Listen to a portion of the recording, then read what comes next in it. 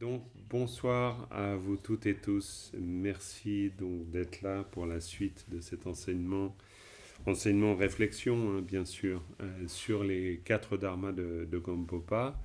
Je vais continuer à m'inspirer du commentaire du quatrième Shyama Rinpoche, qui s'intitule donc La lampe qui illumine les quatre dharmas, qui est un commentaire composé par un des deux karmapas, le karmapa à la coiffe rouge en fait.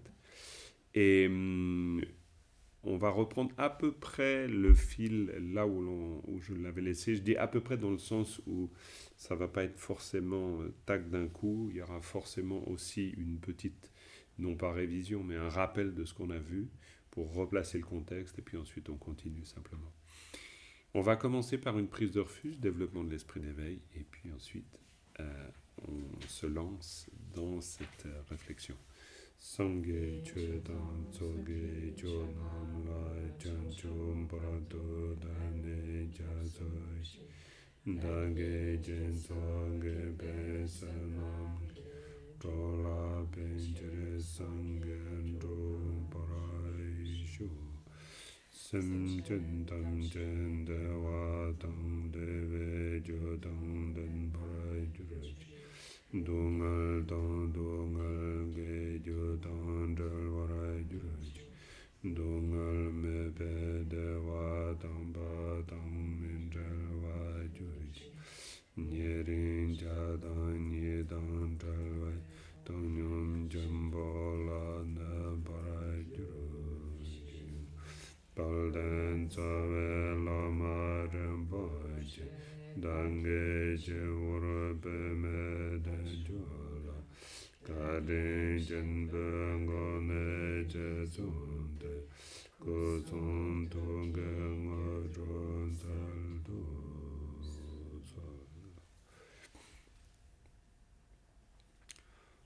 On prend un court instant pour intégrer cette noble pensée de la veille.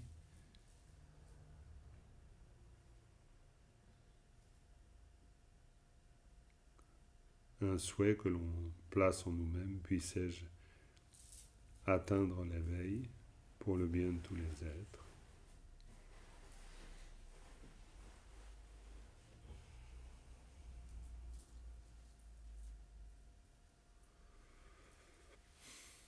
Voilà, la motivation étant fondamentale, on l'établit chaque fois, bien sûr. Ça ne veut pas dire qu'ensuite, quand on a établi cette motivation, qu'on a forcément changé le tout pour le tout, dans le sens où après on peut très bien dans la vie de tous les jours, sans même s'en rendre compte, revenir à nos motivations tout à fait ordinaires, à notre vision ordinaire. Ça ne veut pas dire qu'on peut dans le sens, il n'y a pas de problème, on peut, mais c'est que naturellement ça va le faire. C'est-à-dire qu'on n'est pas tout le temps dans la bodhicitta, de loin pas. Hein. Si on était tout le temps dans la bodhicitta, on le saurait, ce serait juste extraordinaire. On serait déjà des bodhisattvas et des bodhisattvis relativement accomplis, même très accomplis. Mais on fait des allers-retours. On fait des allers-retours entre notre vision très ordinaire des choses et puis des moments où on va cultiver une vision qui est non ordinaire. Et là, en fait, c'est typique d'une vision non ordinaire, la bodhicitta. Et pourquoi on la cultive? C'est juste pour se donner une occasion de penser autrement. Parce qu'en fait, si on n'avait jamais l'occasion de penser autrement, on ne penserait pas autrement. C'est bête à dire, hein. Mais en fait, c'est vraiment comme ça que ça se passe. Il faut des circonstances, des kien, dirait-on en tibétain, si on repense à Gampopa. C'est-à-dire le support, c'est-à-dire la nature déjà de l'éveil, bien sûr, et puis ensuite ce support de la précieuse existence humaine, et ensuite kien, les circonstances, l'ami de bien. L'ami de bien, il faut le comprendre là pour nous au sens large. Hein, alors l'ami de bien, c'est peut-être la rencontre avec un maître spirituel, mais l'ami de bien, c'est aussi kien dans le sens de circonstances favorables. C'est une lecture peut-être, c'est une discussion, un enseignement qu'on entend, c'est toutes sortes de choses qui vont nous ouvrir ces perspectives. Donc pour nous, Bah, ça dépend là où on en est, mais je vois, en tout cas, euh, bon, il peut y avoir vraiment parmi nous, hein, il peut y avoir des personnes pour qui la motivation elle est constante. Elle a déjà commencé à tellement tourner en direction de l'éveil que très naturellement, il n'y a pas tellement d'autres motivations.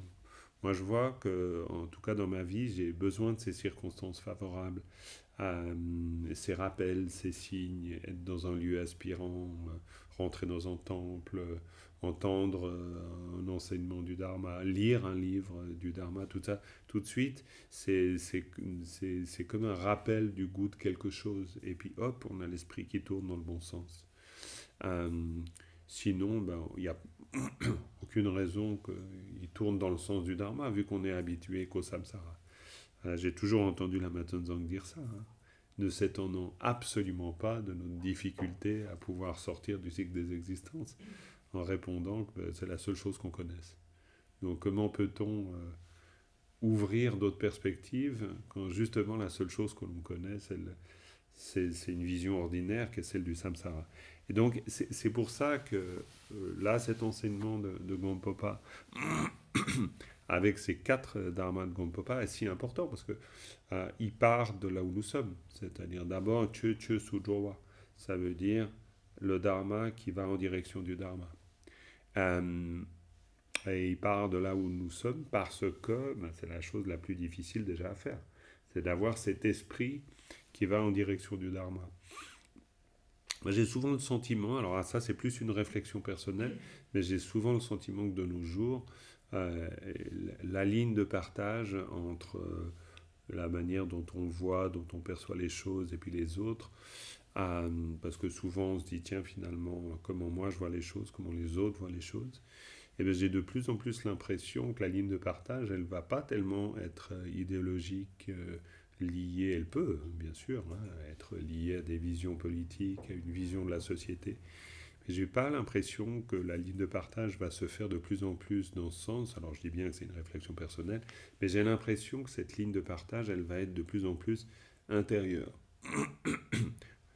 Dans le sens, à moins que ce soit le fait que je réfléchisse beaucoup au Dharma, ça c'est possible aussi, mais il me semble quand même que finalement la direction fondamentale, c'est soit tourner son esprit vers le Dharma, soit finalement continuer à développer une perception ordinaire.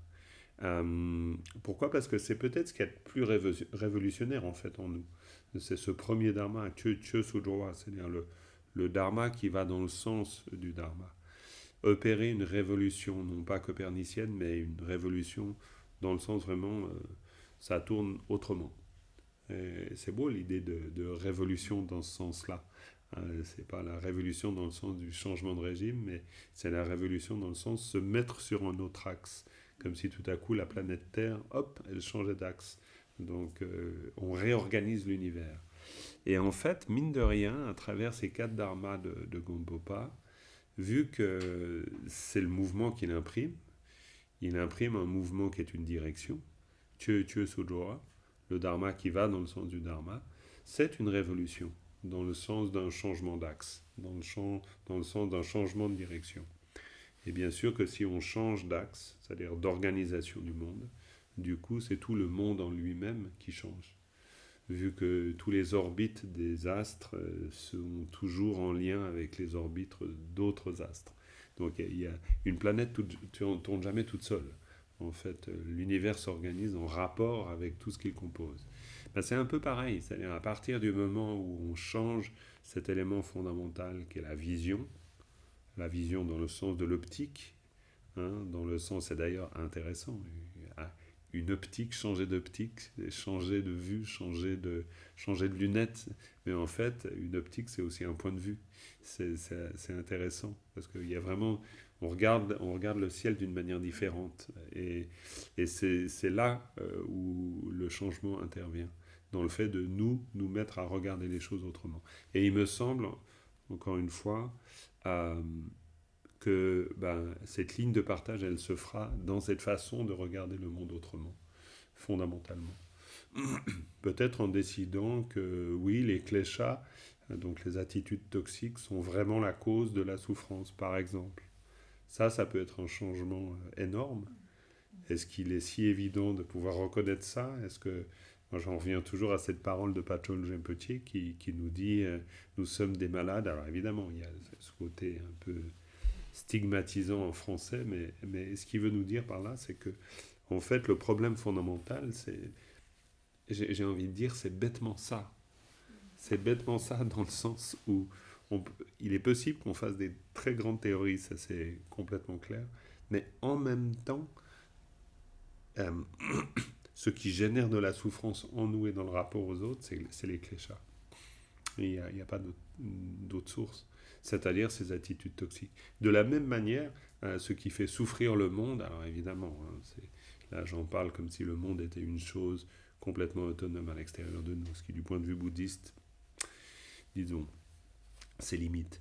Mais c'est égal, comme figure un peu poétique, on pourrait l'utiliser comme ça, en se disant ce qui fait souffrir le monde et les êtres, donc les êtres et le monde, bah, c'est aussi les cléchas.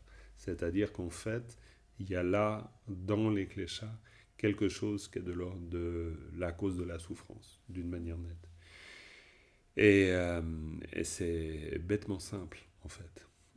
Mais alors maintenant, et comme toujours avec le dharma, qui est truffé d'évidence, le problème c'est la mise en œuvre. Et là, la mise en œuvre c'est une toute autre paire de manches, parce que se libérer nous-mêmes de nos cléchas, ce qui est en fait œuvrer à sa propre libération, comme à la libération d'autrui, ça c'est toute une affaire. C'est pour ça que le premier dharma c'est Chö Chö Sujowa. Ça veut dire vraiment tourner son esprit vers le dharma. Pas que son esprit d'ailleurs, parce qu'il y a différentes versions. La version d'origine, c'est le dharma qui va vers le dharma. Et encore une fois, le dharma au sens très large. Dans la tradition indienne, notre dharma, c'est je suis cordonnier, mon dharma, c'est d'être cordonnier. Donc ça peut aussi être compris, alors évidemment dans le contexte, c'est compris comme étant la voie spirituelle. Mais en même temps, la voie spirituelle, dans toutes ces traditions antiques, elle se confond avec les modes d'être. Il n'y a pas la spiritualité d'un côté, le mode d'être de l'autre.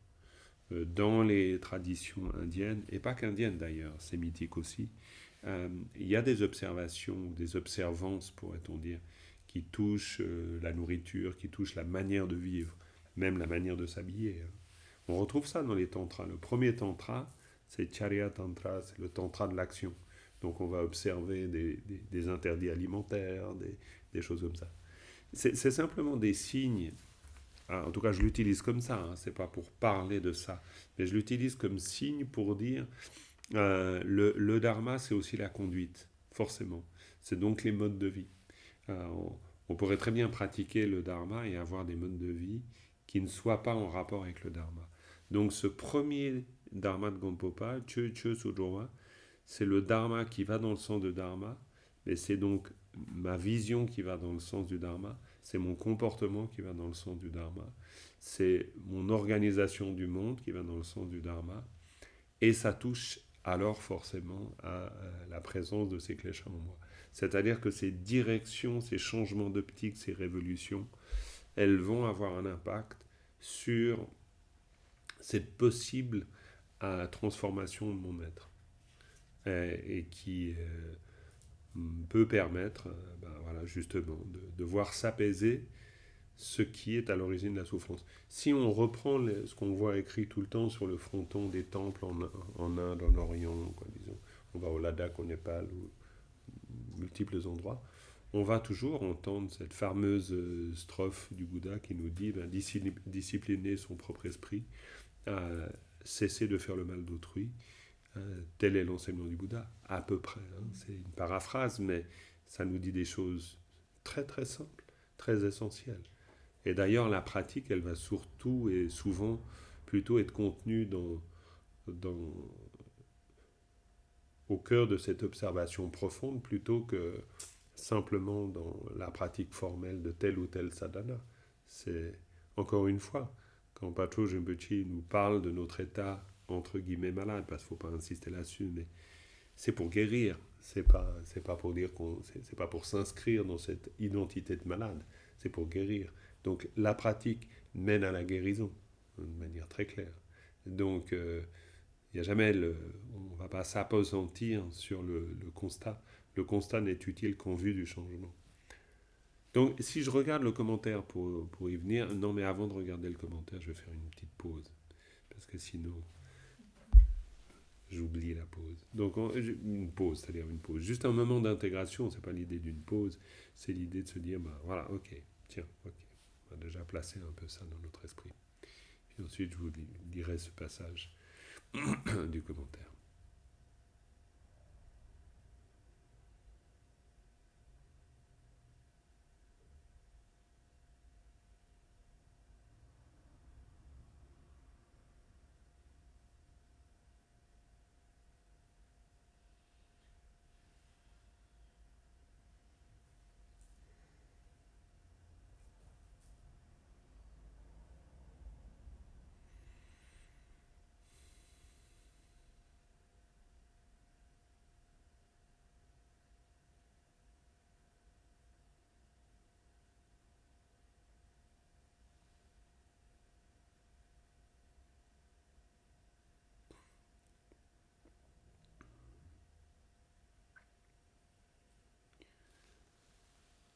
Ce moment d'intégration, ça peut aussi être un moment de prière. Si on prend le texte de la pratique de Milarepa, il inclut ces 4 dharmas sous forme d'une prière. Donc on peut vraiment, mais sans forcément s'en rapporter ou s'en reporter aux paroles précises, mais la prière, elle peut être très spontanée, elle peut être simplement en nous-mêmes, faire ce souhait, puisse mon esprit se tourner vers le dharma. Ça peut être des choses très simples. Quand là j'évoque l'idée de prière, c'est simplement cette, tout à coup cette inspiration intérieure, ce souhait profond de voir notre esprit tourner ou se tourner en direction du dharma, par exemple. Voilà, à la fin du commentaire, ou de la partie du commentaire sur le premier dharma, le quatrième Shamanipati nous dit simplement, donc, ayant adopté une vue correcte, ils prennent les 3 joyaux comme refuge, abandonnent les 10 actes nuisibles et s'engagent correctement dans le juste chemin, pourrait-on dire, où là, c'est pas le octuple, mais ça serait le décatuple dans son commentaire. Mais bref, c'est l'idée de s'engager dans ces actions positives, de purifier les actions néfastes du passé, et ceci par le biais des 4 forces. C'est ce qui était un peu évoqué, là, quoi, on l'a déjà évoqué. Mais donc on voit dans cette partie du commentaire qui conclut un peu le premier dharma que en fait c'est vraiment, c'est logique qu'il parle du refuge, parce que c'est à ce moment-là, c'est ce moment où déjà on a tourné, on a placé, on pourrait dire on a placé notre espoir ou nos espoirs ailleurs, en fait. Quand on dit prendre refuge, alors encore une fois, ça peut donner lieu à beaucoup d'explications, mais pour le dire de manière très simple, ça veut dire que on a placé nos espoirs ailleurs. On a nos espoirs. C'est une manière de dire, hein, bien sûr. Mais ça veut dire que le refuge, c'est là où on voit la source utile à notre transformation intérieure. Et c'est là où on voit aussi la possibilité de l'accomplissement du sens de notre vie aussi, tout simplement. Et d'ailleurs, il nous le dit à la suite en disant, à travers cela, ils atteindront, ils, elles, évidemment, ou elles atteindront, ces personnes, la richesse excellente, c'est-à-dire, en fait, le support parfait. Il parle de support dans le sens de conditions physiques, dans le sens de conditions humaines. Et alors, il le précise comme étant, c'est-à-dire cette démarche comme étant le propre des individus de faible capacité. Faible capacité, le terme là dans le commentaire, c'est simplement que là encore dans cette vision, on n'est pas forcément dans la bodhicitta pure et parfaite, on n'est pas forcément encore dans la perspective du grand véhicule, mais on est déjà en train d'opérer un grand tournant en direction de la libération. On n'inclut peut-être pas encore complètement la libération d'autrui, mais on a déjà changé de perspective.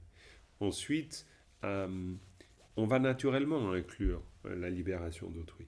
Donc il ne faut pas entendre non plus cette notion de véhicule comme quelque chose de très hermétique du genre. Ah, ça, c'est les pratiquants du petit véhicule, ça, c'est les pratiquants du grand véhicule, ça, c'est les pratiquants du Vajrayana. Ce serait très étrange de voir les choses comme ça. Moi, j'ai toujours entendu d'ailleurs la Matonzang, et ça se recoupe dans tout ce qu'on peut voir, lire, étudier dans les textes, en disant que c'est plus une question de motivation que d'appartenance. Dans le sens où je ne sais pas, oui, bien sûr, le bouddhisme dit tibétain, qui est plutôt le bouddhisme indo-tibétain, on pourrait dire que c'est le bouddhisme Vajrayana ou c'est le bouddhisme Mahayana. Mais en fait, c'est nous qui sommes Mahayana ou qui ne sommes pas Mahayana. On peut très bien pratiquer le Vajrayana avec un esprit qui est complètement orienté vers l'obtention du pouvoir pour soi-même, par exemple. Donc, c'est pas parce qu'on fait un rituel du Vajrayana qu'on est dans l'esprit du rituel du Vajrayana. Donc tout va dépendre encore une fois de notre motivation. Puis ensuite, ben voilà, on a tourné l'esprit en direction du Dharma, parfait. Et donc ensuite, c'est le Dharma qui devient le chemin. Et là, on avait vu ensemble que c'est peut être temporaire ou définitif. Temporaire ou définitif, en comprenant qu'il y a toujours à la fois une prise en compte de notre réalité ordinaire et une prise en compte de notre réalité ultime. C'est ce qu'on entend par temporaire et définitif.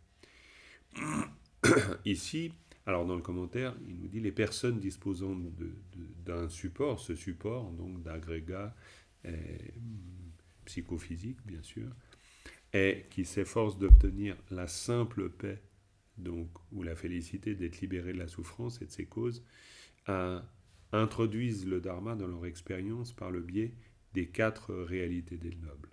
Ils voient que les afflictions et les actions qu'elles motivent sont la réalité de l'origine de la souffrance.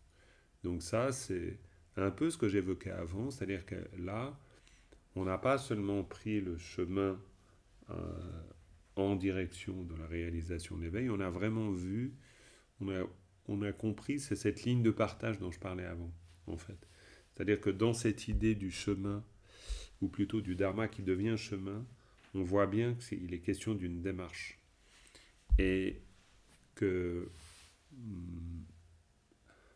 pour que vraiment le dharma devienne un chemin, il ne suffit pas qu'on tourne l'esprit dans cette direction.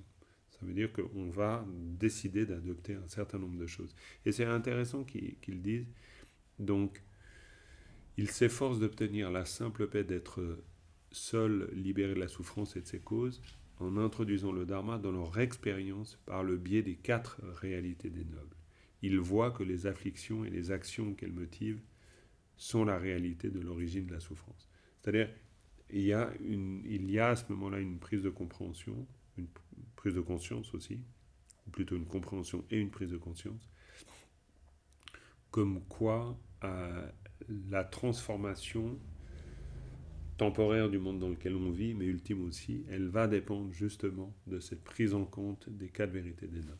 C'est-à-dire ce constat de dukkha, l'origine de dukkha, la cessation possible de dukkha et les moyens qui vont mener à cette cessation. Donc là, comme il dit, il voit que les afflictions et les actions qu'elles motivent sont la réalité de l'origine de la souffrance.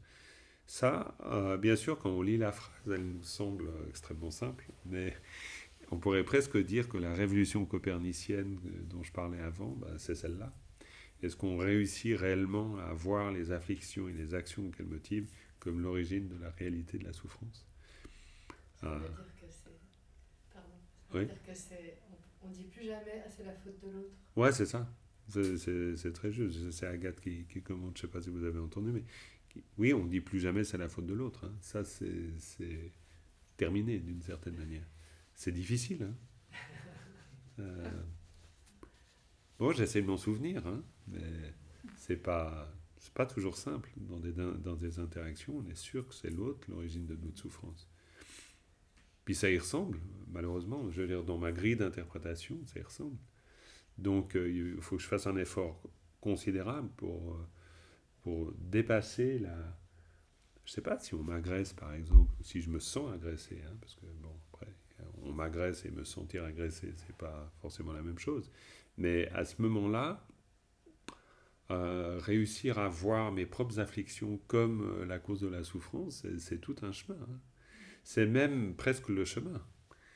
On voit, quoi, c'est une expression familière de dire c'est tout un chemin. Mais en même temps, bah, voilà, c'est le deuxième dharma. Hein. C'est le dharma qui devient le chemin. Hein.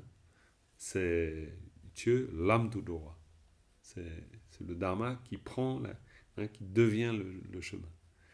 Ah ben là, on y est. Hein. Parce que oui, c'est tout un chemin, au sens populaire de cette expression, mais au sens réel de ce que ça va nous demander aussi. C'est-à-dire, oui, effectivement, c'est plus la faute de l'autre. Et mais justement, en sortant du piège qui consisterait aussi à s'hyper-responsabiliser. Parce qu'on peut aussi s'hyper-responsabiliser en pensant, oui, non, évidemment, c'est pas la faute de l'autre, donc c'est forcément ma faute. Mais dans ce cas-là, on retomberait dans un schéma culpabilisant où c'est la faute. Non, c'est ni la faute de l'autre, ni notre faute en fait. C'est pas une question de. On n'est pas en train d'essayer de chercher le coupable. Et il y a un seul coupable.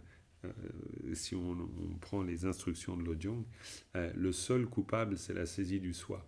Mais la saisie du soi, quand on dit c'est le coupable, ça veut dire que on s'est pris au jeu de cette illusion. Mais c'est pas qu'on soit coupable, c'est simplement qu'on croit à la mauvaise chose. C'est comme une espèce de croyance erronée. Euh, et en termes dharmiques, en termes bouddhiques, dans l'enseignement du Bouddha, il n'y a jamais l'idée que nous sommes coupables de ça. C'est-à-dire, c'est une façon de parler quand on dit, finalement, ramène le blâme dans les instructions de Lojong, par exemple, de l'entraînement de l'esprit, ramène le blâme à un seul. Et donc c'est une façon de dire, oui, c'est la saisie du soi. Mais la saisie du soi, c'est de la naïveté. C'est le fait d'avoir cru à un certain nombre de choses qui ont organisé la production interne des afflictions. Bon, après, rentrer dans le détail de ça, ça prend beaucoup de temps, ça c'est clair.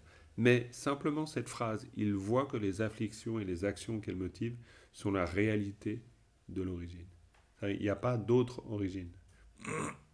C'est une magnifique prise de conscience. Hein.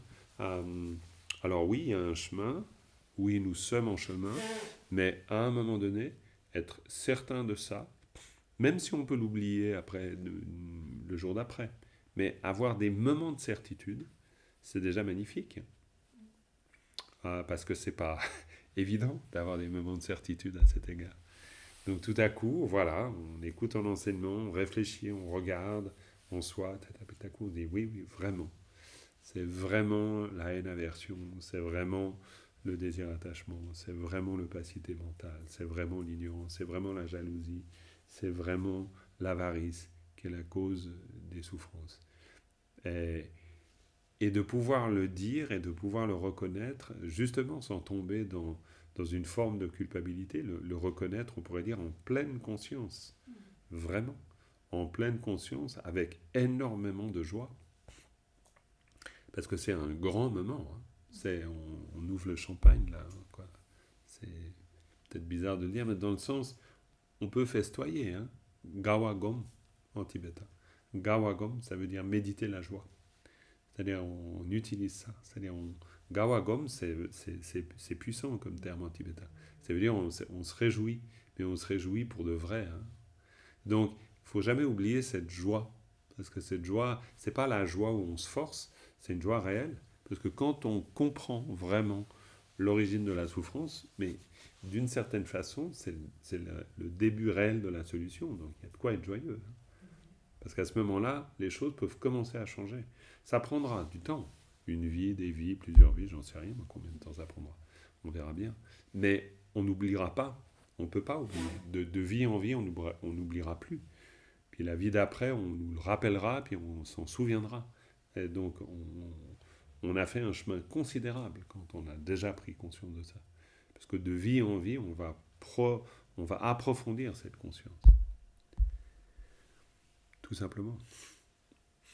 Ensuite, il nous dit les résultats produits par ces causes sont les skandhas, les agrégats, donc, qui se perpétuent et tournent sans interruption comme une roue à aube dans les trois royaumes. Ça, c'est très important, cette phrase. Pourquoi ? Parce que ça veut dire que nous sommes le résultat de ces actions. Et ça, c'est des fois un peu compliqué pour nous de le voir, parce qu'on a plutôt l'impression d'avoir, en tout cas on peut imaginer parfois avoir des problèmes psychologiques, du genre j'ai trop d'émotions perturbatrices. Mais ce qu'on oublie, c'est que nos émotions, elles sont liées au corps. C'est-à-dire le corps et l'esprit, parce que quand on dit les skandhas, les 5 agrégats, c'est un ensemble corps-esprit, et c'est l'ensemble corps-esprit qui est lié à ces conditionnements qui sont rendus possibles par ces attitudes, ces kléchas, ces attitudes toxiques, etc. En clair, ça veut dire quoi ? En clair, ça veut dire que le corps qu'on a est un corps émotionnel, en fait. C'est-à-dire c'est un corps de klécha. La forme du corps qu'on a, l'état du corps qu'on a, il est le résultat de ça. C'est pour ça qu'il y a une interaction très profonde entre le corps que l'on a et les émotions que l'on a. Alors encore une fois, il n'y a rien de... On ne souligne pas un aspect néfaste, simplement on dit une chose extrêmement importante, on dit que la forme est le résultat du conditionnement. Et ça, c'est un gros morceau aussi. C'est un gros morceau parce que ça veut dire que on n'a pas simplement à aller chercher le conditionnement dans des traits psychiques. Nous sommes, mais dans le nous sommes, c'est tout cet état physique et psychique, nous sommes le résultat de nos conditionnements, tout le temps. Et le corps que l'on a, c'est le moyen de l'expression de ces kléchas, aussi, évidemment. Une fois dans un livre de Jonathan Gold sur Vasubandhu, j'avais été frappé parce que il faisait des parallèles avec la biologie évolutive, je ne sais pas comment on le dit en anglais, en français. Bon, bref, évolutive. Et en fait, il prenait juste une image en disant, nous, on ne voit pas les infrarouges. Alors, on peut évidemment en parler du point de vue physiologique, mais si on en parle du point de vue bouddhiste, en fait, tout simplement, on ne voit pas les infrarouges parce que notre conditionnement ne nous mène pas à voir les infrarouges. Il utilisait ça. Encore une fois, ce n'est pas pour rentrer dans le détail de ça. Ce qui était intéressant, c'était de dire que même nos facultés physiologiques sont le résultat d'un conditionnement parce qu'on va percevoir à travers ces facultés physiologiques et psychiques la réalité d'une manière conditionnée. Dans le sens où mes facultés, qu'elles soient mentales ou sensorielles, parce qu'elles sont conditionnées, elles me font percevoir les choses d'une manière conditionnée. J'entends la manière dont j'écoute les bruits, la manière dont je les entends, la manière dont j'éprouve les sensations tactiles, les sensations gustatives. Tout cela, on pourrait dire ces instruments, entre guillemets, ou ces moyens, ces vecteurs de perception, les vecteurs de perception eux-mêmes sont conditionnés. Donc ça veut dire que je vais percevoir les choses en fonction, entre guillemets, l'outil, en fonction de l'outil qui me permet de percevoir. Par exemple, c'est comme si on utilisait une image pour dire si mes mains étaient des pinces, parce que pourquoi pas, dans l'évolution très longue des formes, on pourrait imaginer que nos mains sont des pinces avec 3 doigts. Admettons, si c'était des pinces avec 3 doigts, je pourrais avoir des mains de crabe, par exemple. Parce que pour X raisons, c'est étonnant, Claudia. T'imagines, j'ai dit. Mais t'as raison de rire, non mais. Je les ai vus. Tu les as vus ? T'as vu mes pinces ? Voilà. C'est certainement que j'en ai eu, dans d'autres vies, j'ai eu des mains de... si j'ai des mains de crabe, ma réalité, c'est-à-dire mon expérience de la réalité, c'est l'expérience de la réalité par le biais des mains de crabe.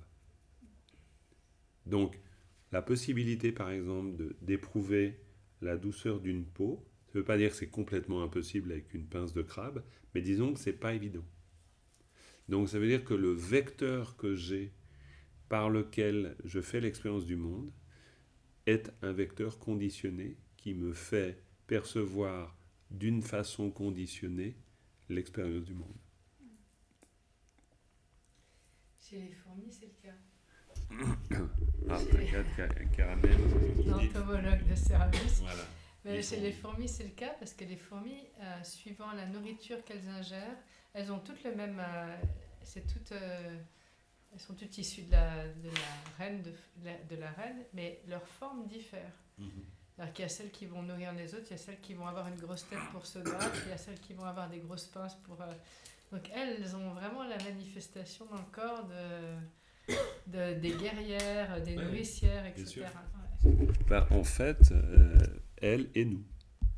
C'est-à-dire que du point de vue de la phrase ici, du commentaire, les résultats produits par ces causes sont les agrégats, les skandhas, qui se perpétuent et qui tournent sans interruption comme une roue à aubes dans les 3 royaumes. C'est le sens de cette phrase. C'est-à-dire que le corps qu'est le nôtre, la forme d'existence qu'est le nôtre, elle est le résultat d'un conditionnement. Et à travers cette forme qu'est la nôtre, on perçoit la réalité phénoménale. Et ça, c'est une chose extrêmement importante parce que, en fait, ça fait aussi partie du dharma qui devient la voie. Parce que c'est une manière d'indiquer que, à travers l'expérience qu'on fait, même l'expérience du corps, on est déjà en train de soit perpétuer le conditionnement, soit changer le conditionnement. C'est pour ça que la notion de conduite importe. Dans le Bodhisattva, il y a plein de passages comme ça. Agathe aime beaucoup, parce que je vais le dire, parce que sinon elle va le dire, se déplacer comme les chats, comme les hérons, et comme... Les hérons, les chats et les voleurs. Voilà, les hérons, les chats et les voleurs se déplacent furtivement pour accomplir leur but. Le sage devra toujours les imiter. Ça, c'est une très belle illustration qu'on a dans le Bodhisattva pour dire que la manière dont on va utiliser ce corps conditionné est aussi une possibilité très profonde de changer quelque chose dans l'expérience du monde et dans la perpétuation, ou pas d'ailleurs, justement, de ce conditionnement. Parce que ça, c'est toujours une notion clé, c'est-à-dire qu'on n'est pas enfermé dans un conditionnement. Du point de vue bouddhiste, certes, on réagit d'une manière conditionnée, mais notre conditionnement est une possibilité d'en sortir, vu que je peux me reconditionner différemment. C'est-à-dire mon corps qui est un corps expression du désir, vu que moi comme vous, ou vous comme moi, on est né dans la sphère du désir. Et on est doublement né dans la sphère du désir, parce que dans les instructions du bardo, ma conscience a vu mes parents en union, et elle a eu du désir pour ma mère et de l'aversion pour mon père, bien avant Freud. Donc, mais ça veut dire que psychiquement, ma conscience se manifeste dans une matrice du fait de ces forces qui sont présentes. C'est-à-dire du fait des forces présentes de l'attraction et de la répulsion. C'est double force. Eros, Thanatos, presque d'une certaine manière. C'est-à-dire vraiment, il y a ces deux forces de tension extrêmement puissantes. Donc je nais, je prends corps, j'entre dans le monde par la force de ce conditionnement qui est la force du désir et de l'attachement et la force de l'ignorance. C'est quand même extraordinaire. Mais par le biais de ce corps qui, en fait, ne peut a priori ne me conduire qu'à reproduire, je peux changer quelque chose par le biais même du conditionnement. C'est-à-dire, je peux développer de la générosité, je peux développer de la conduite éthique, je peux décider de ne pas prendre ce qui ne m'est pas donné, etc. Voilà. Toutes ces choses que je peux développer et qui peuvent changer l'histoire du conditionnement. On refait une petite pause d'intégration.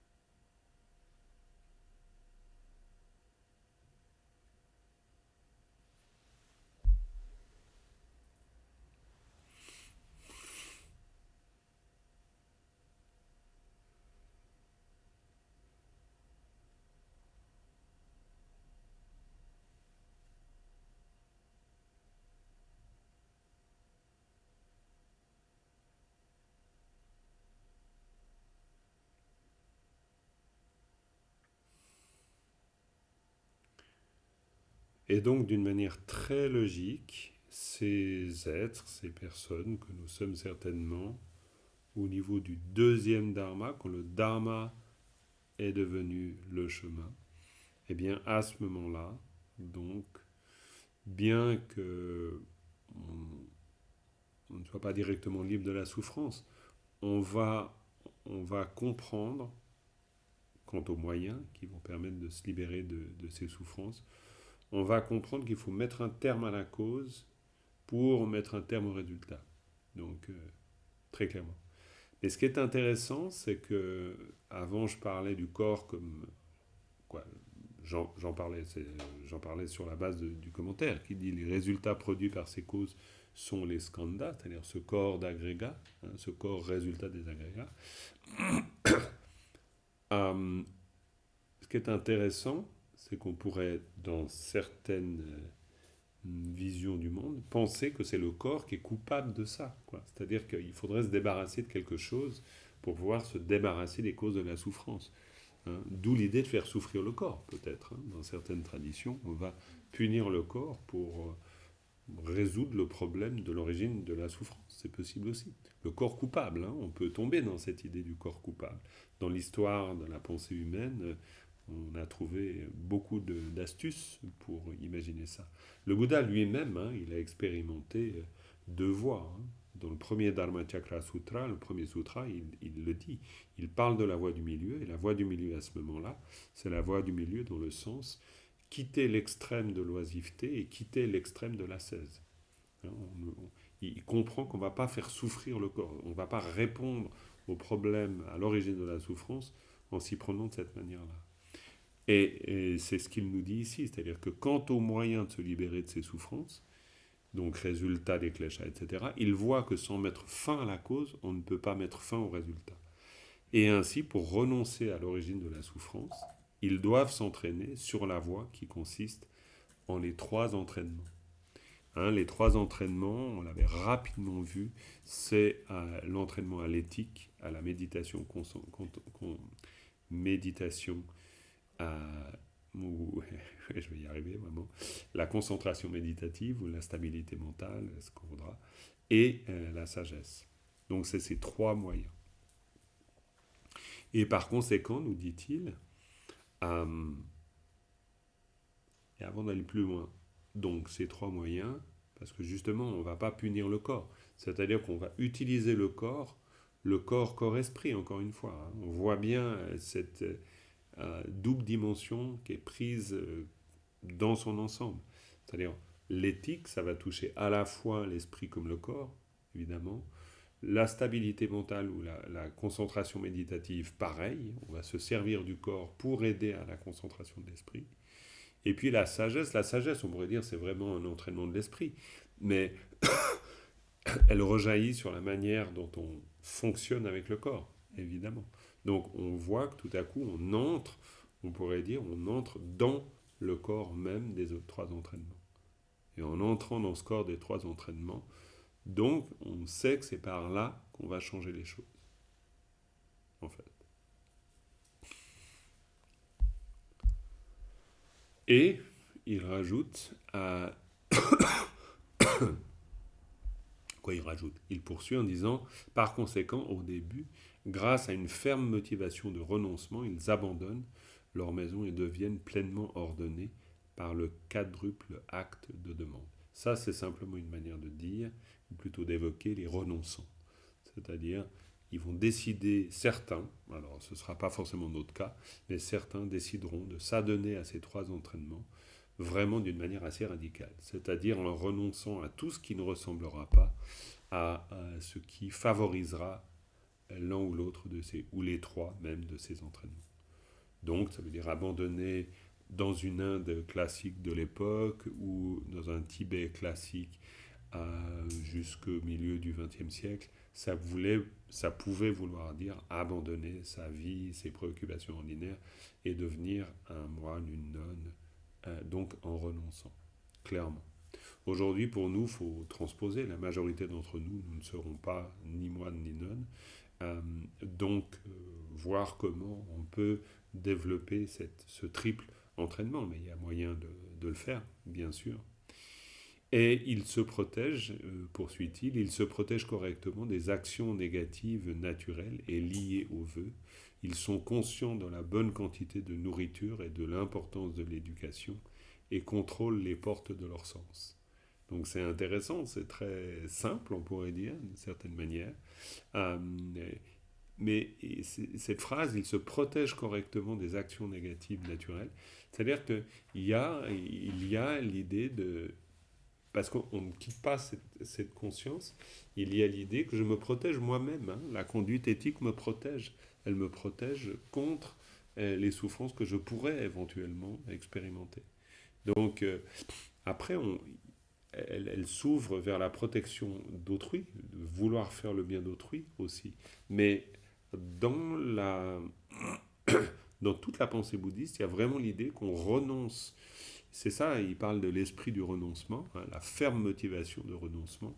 Le renoncement, c'est le renoncement à ce qui est cause pour nous de souffrance. Donc, la conduite éthique, elle est l'expression de ça. On ne suit pas une conduite éthique par...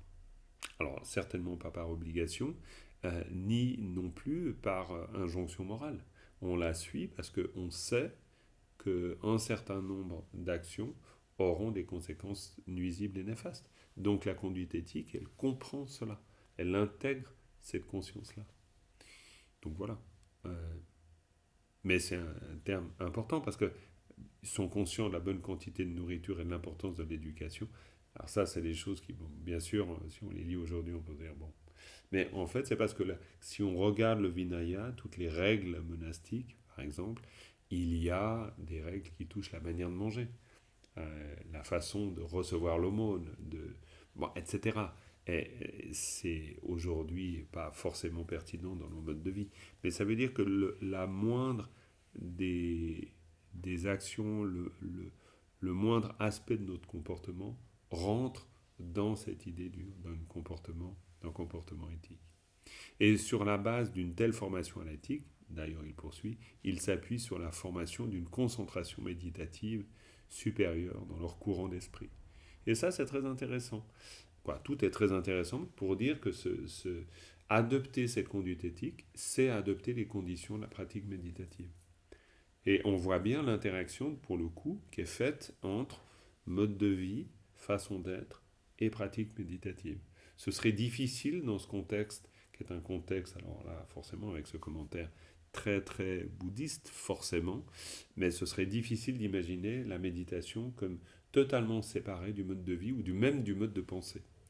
Donc, suivant ce que l'on fait, suivant ce que même on pourrait pousser très loin hein, dans la notion de conduite éthique, tout cela va soit favoriser, soit ne pas favoriser cette pratique et du calme mental.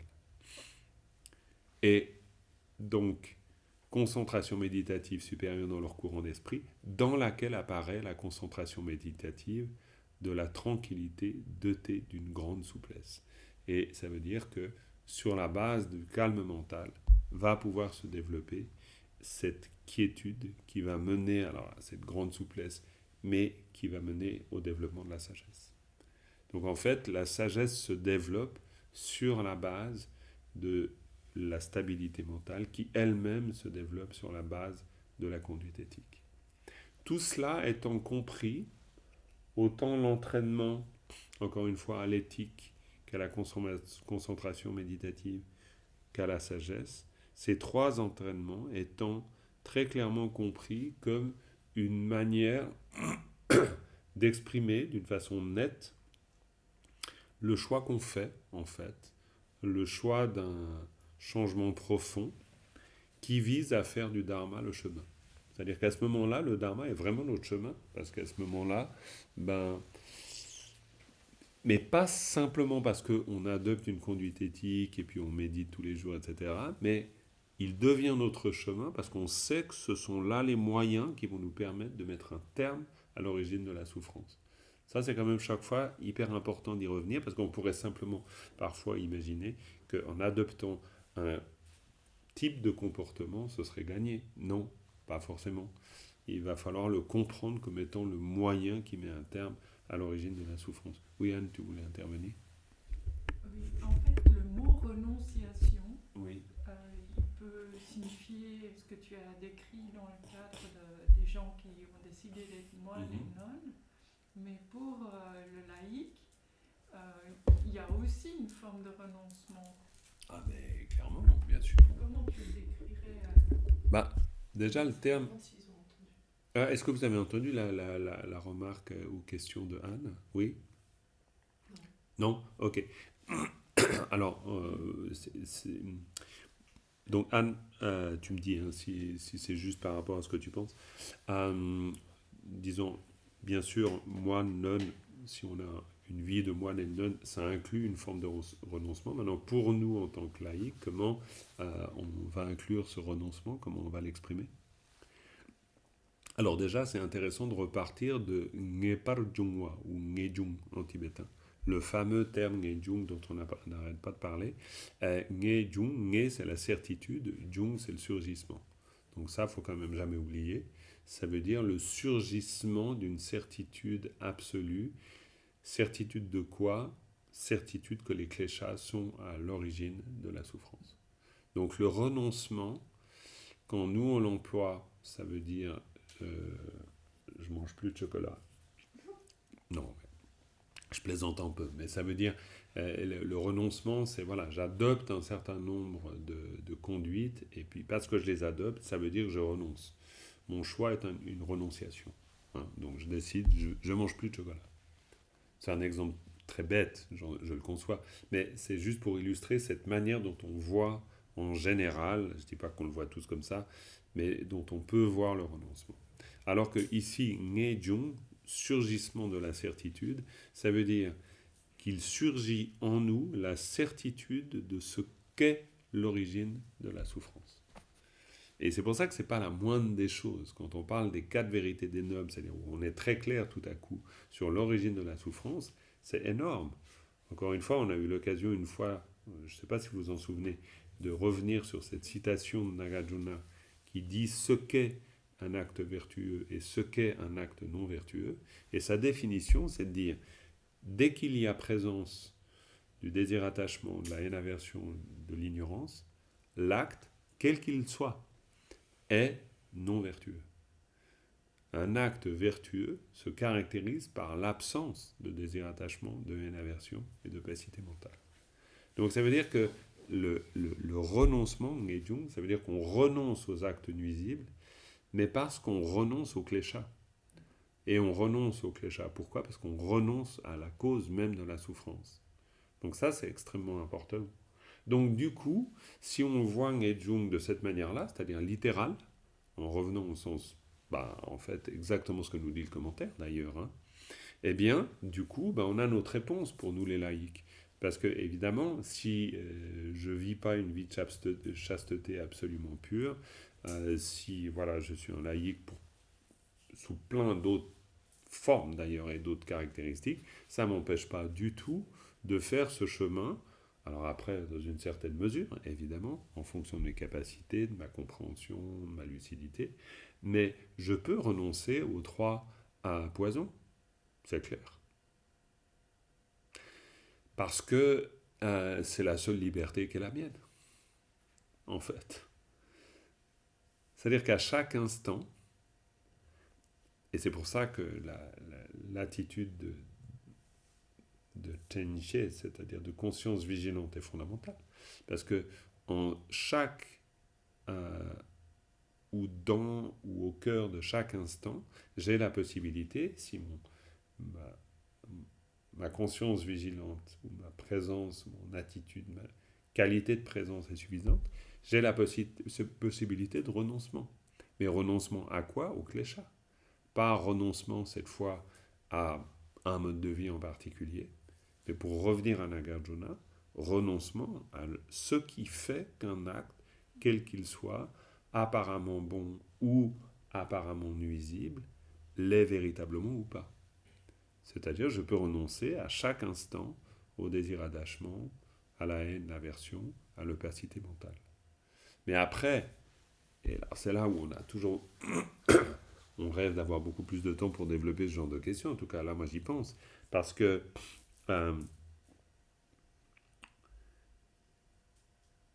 c'est plus renoncer au désir attachement plutôt que renoncer à ce que je crois être le désir attachement. Parce que si mon désir attachement, je le fixe dans un objet, je peux très bien avoir l'impression, c'est mon exemple un peu bébête d'avant, le chocolat. Il y a des commentaires là-dessus. Ben oui, bien sûr. Parce que dans ce cas-là, je pourrais me dire, ben voilà, je renonce à ça, donc j'ai renoncé au désir attachement. Mais pas du tout. Je peux très bien ne pas avoir renoncé au désir attachement. Je me rappelle un jour d'une phrase de Chogyam Trungpa qui dit que notre renoncement peut finir par devenir comme un cadavre qu'on porte sur son dos. Je me rappelle, quand j'ai lu cette phrase, je me suis dit, waouh. Bah oui, parce que tout à coup, on peut être absolument sûr qu'on a renoncé. Mais on a renoncé à rien, vu que justement, on n'a pas renoncé à l'idée de renoncer. J'entends, c'est pas si simple le renoncement. Vous connaissez tous cette histoire qui se raconte sans arrêt de ces deux moines zen et qui marchent sur un chemin d'un côté d'une rivière, puis de l'autre côté, il y a une femme qui les appelle, qui fait des tas de mouvements comme ça, puis elle dit « Aidez-moi, aidez-moi, venez, aidez-moi à traverser la rivière ». Puis il s'ensuit une discussion entre les deux moines, un plus âgé, l'autre plus jeune, et qui se pose évidemment la question, attends, aider cette femme, ça veut dire traverser la rivière, ça veut dire la prendre dans ses bras, ça veut dire...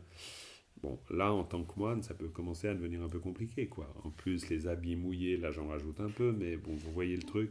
Donc, ça peut devenir compliqué. Finalement, le vieux moine dit, bon, écoute, on va l'aider, hein. Alors, moi, j'y vais. Donc, il traverse la rivière, il prend sa femme dans les bras, donc mouillé et tout, voilà. Bon, c'est parfait, voilà. Il l'amène sur l'autre rive. Hein? Elle se mouille pas. Elle se mouille pas, mais bon, voilà. Bon, voilà, c'est juste pour rajouter, pour bien comprendre l'histoire, évidemment, il la met donc sur la rive, voilà, elle est saine et sauve, et ils partent. Okay. L'histoire s'arrête là. Ben non, elle ne s'arrête pas là. Elle ne s'arrête pas là parce que quelques heures après, le jeune moine dit au vieux moine, il lui dit, mais c'est quand même fou, hein, t'as pris une femme dans tes bras, quand même. Et puis, le vieux moine lui dit, oui, c'est vrai. Oui. Et ça n'a duré d'ailleurs que le temps de la traversée. Mais toi, ça fait depuis tout à l'heure que tu la portes dans ton esprit. Donc, voilà, c'est une jolie petite histoire qui dit quand même bien qu'on peut renoncer apparemment à l'objet de son attachement. Mais en fait, on n'a rien renoncé. En fait, on n'a renoncé à rien du tout. Donc, cette citation de Nagarjuna que je donnais avant, elle est intéressante parce que ça veut dire qu'elle nous amène à checker vraiment la motivation de nos actes. Et la motivation de nos actes, on peut très bien renoncer au désir attachement, mais ça ne veut pas dire qu'on a renoncé au désir attachement. Parce que peut-être qu'on est très envieux de qualités qui découleraient peut-être de notre renoncement. On n'en sait rien. C'est pour ça qu'après, on est quand même seul avec sa conscience dans cette histoire-là. Mais du point de vue bouddhiste, on sait toujours. C'est-à-dire que du point de vue bouddhiste, on ne peut pas dire on ne sait pas. On ne peut pas dire on ne connaît pas notre motivation. Là, j'ai toujours entendu Lama Tenzong s'inscrire en faux quant à l'idée comme quoi, en fait, on n'arrive pas à savoir quelle est véritablement notre motivation. Il n'a jamais été d'accord. On sait toujours. Et effectivement, après, au fur et à mesure du temps, je pense que maintenant, je crois qu'il a complètement raison. On sait toujours. Bon, bref, ça, c'est une question ouverte. Hein. Il y a l'expression de l'autre gens qui dit les deux avis, prends celui qui est sûr. Oui, bien sûr, bien sûr. Non, c'est clair. De toute façon, c'est le sien qui est des deux témoins. On parle des deux témoins. Des deux témoins choisis le meilleur en quelque sorte, c'est-à-dire nous-mêmes, bien sûr. Nous sommes témoins. Et là, ben voilà, c'est une chose intéressante par rapport à cette idée du triple entraînement à l'éthique, entraînement à la concentration méditative et entraînement à la sagesse. Mais l'un va toujours de pair avec l'autre, c'est pas des choses séparées. Et on voit bien qu'on est là dans une vision complètement, on dirait aujourd'hui holistique, c'est-à-dire une vision complète de l'individu qui s'exprime autant physiquement que psychiquement, qu'émotionnellement, que mentalement, intellectuellement, sur tous les plans. Voilà. Et je vois que c'est l'heure, donc on va s'arrêter là. On a fait un petit parcours Alors encore une fois, hein, comme je vous le disais au début, plus comme une réflexion sur la base de ce commentaire pour essayer de voir ce que nous disent ces 4 dharmas. Le premier, le dharma qui va dans le sens du dharma. Le deuxième, qui nous dit que le dharma devient le chemin. Donc après, à chacun d'entre nous de voir comment on peut se servir de tous ces éléments pour continuer notre exploration. Et on va conclure avec une dédicace. Sunam deye tam je zimbane tam ne nye pedanam bamjen genga na jembalam tobai sipe zolendo andol waraisho. Merci beaucoup. Bonne soirée. Et puis on se retrouve peut-être, en tout cas ce serait magnifique, lundi soir avec Lama Champataye qui nous parlera de la force des souhaits. Toujours un grand plaisir de le recevoir parmi nous. Donc voilà, certainement à lundi, toutes les informations sur le site. Bonne soirée.